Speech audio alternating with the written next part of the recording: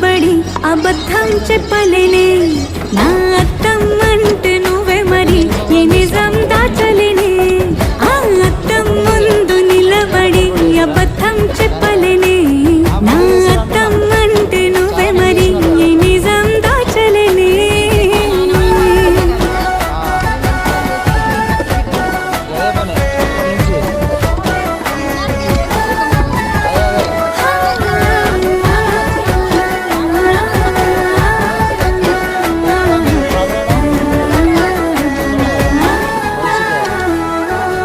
నీకు నచ్చిన సంగీతం ఏంటి? నీ చెప్పుల సవ్వడి నువ్వు మెచ్చిన నగలు ఏంటి?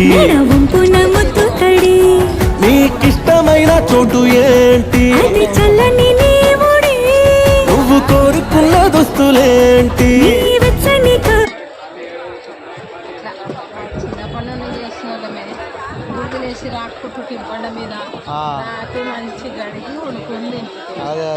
చిన్న చేపలు ఇట్లా పక్కలు ఇట్లా వస్తే అవి కూడా రాసి అంతా ఉప్పు కారం రుద్ది కారము ఉప్పు రుద్దుతుంది రుద్ది తుమ్ము కట్టెల పొయ్యిలు ఉంటుండే కదా కట్టెలాలి అలా నిప్పులా లేచి కాల్చుకొని తింటుంటుంది అట్లా.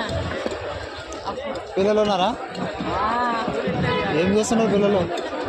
పిల్లలా ఒక ఆయనకు ఇక్కడ బండ్లు వస్తాయి చేపల బండ్లు, ఒక ఆయన డ్యూటీ చేస్తాడు, ఇలా కూడా డ్యూటీ చేస్తాడు కానీ పోతున్నాడు. నాకు తెలియదు మంచి ఇన్కమ్ అనేది. ఇన్కమ్ అంటే ఇక బండ్లు అమ్మాలి కమిషన్ మీద. ఇది ఇది పోయడం అంటే ఇంకా అన్ని పెట్టుకుంటాం పెట్టుబడి ఏముంది దీనికి? ఇవన్నీ చెక్కలు కొనుక్కొచ్చుకోమా ఇవన్నీ ముద్దులు ఇట్లా అవన్నీ ఒకసారి తీసుకోవడం కదా. ఒక్కసారి అంటే 6 నెలలు నడుస్తాయి. 6 నెలలకు ఒకసారి మార్చాలి. మార్చుతూనే ఉంటాం. ఎంత ఉంటుంది? వారానికి ఒకసారి పట్టియాలి.